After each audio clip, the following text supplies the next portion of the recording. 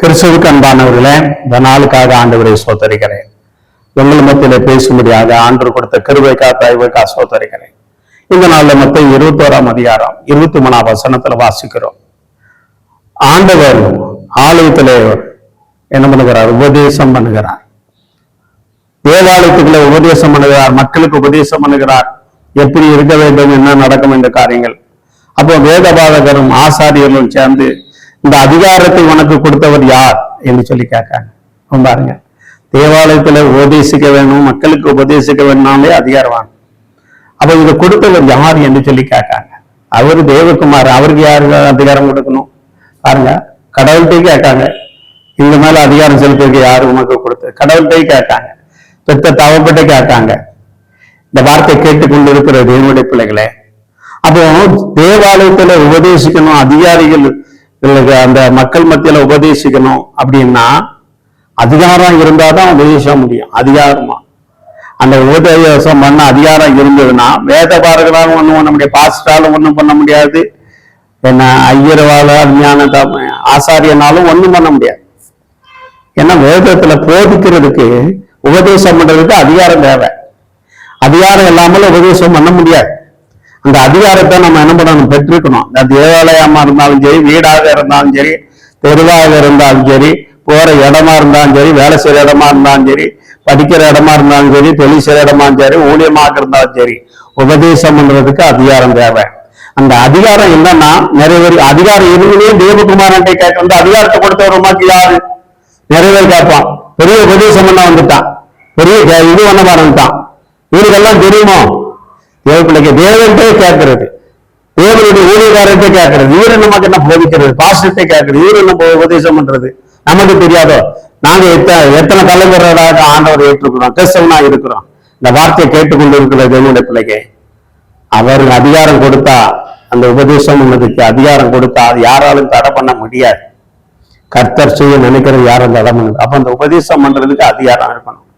ஒரு மனுஷன் உபதேசம் பண்ண போறோம், சபையில உபதேசம் பண்ண போறோம். அப்ப அந்த அதிகாரத்தோடு நம்ம உபதேசம் அதிகாரம் இருந்தாதான் பண்ண முடியும். இல்லைன்னா பப்பல அங்க என்ன பண்ணாது? பருப்பு வேவாது. இயேசு கிறிஸ்துவே கேட்ட மக்கள், இயேசு கிறிஸ்துவே கேட்ட ஆசாரியர், எப்படி வேதபாரகர், பரிசுயர், அப்ப நம்மளெல்லாம் எப்படி விட்டு வைப்பானா? அப்ப அதனால அந்த அதிகாரத்தை உபதேசம் பண்ணதுக்கு அதிகாரம் தேவை. அப்ப அந்த அதிகாரத்தை நம்ம என்ன பண்ணணும்? பெற்றுக்கிறோம். உபதேசம் பண்ண அந்த உபதேசம்னா என்ன? உபதேசம் இல்லாத இடங்கள் சனங்கள் சீர்கிட்டு வா, தரிசி இல்லாத இடங்களை சீர்கிட்டு வா. உபதேசம் தேவை.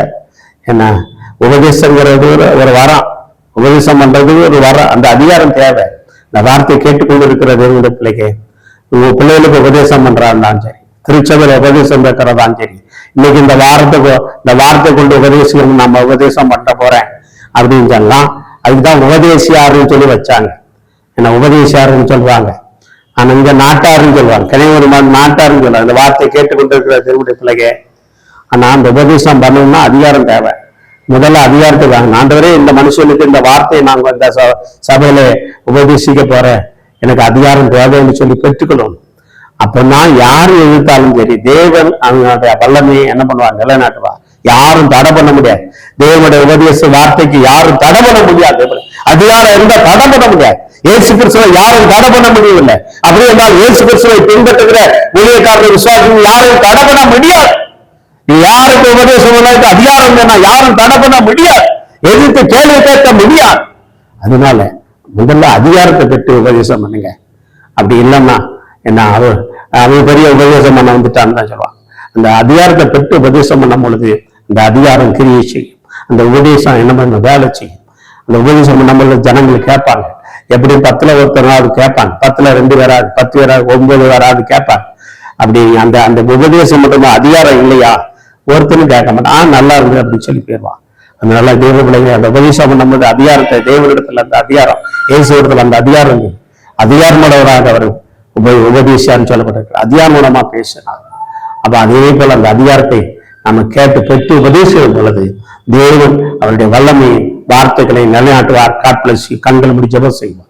நல்லா ஆண்டவரே சோத்திரனப்பா, ஆண்டவரே சோத்திரம், நாங்கள் அதிகாரம் உபதேசிக்கிறதுக்கு எங்களுக்கு அதிகாரத்தை தரும்படியாக சொல்லிக்கிறோம். என் பிள்ளைகளுக்கு உபதேசிக்க. அப்பா என் மனைவிக்கு, கணவனுக்கு, அப்பா பிள்ளைகள் படிக்கிற பிள்ளைகளுக்கு உபதேசிக்க. திருச்சபையில அப்ப வருகிற பிள்ளைகளுக்கு உபதேசிக்க அந்த அதிகாரங்களை தருமடியா சொல்லிக்கார். நமக்கே கட்டா பக்தி இல்லாத நேமாம் ஜீசஸ். அப்படியே நீர் அதிகாரங்களை தர்றதுக்கு ஆசோதரம் பணியிடத்துக்கு ஆசிரியர் இயேசுவின் நாமத்தால ஜெயம் எடுக்கிறோம் நல்ல தந்தையே. ஆமென், ஆமென், ஆமென். God bless you. உபதேசிக்க அதிகாரத்தை பெற்றுக் கொள்ளுங்க. கர்த்தர் பெரிய காரியம் செய்வார். ஆமென், ஆமென்.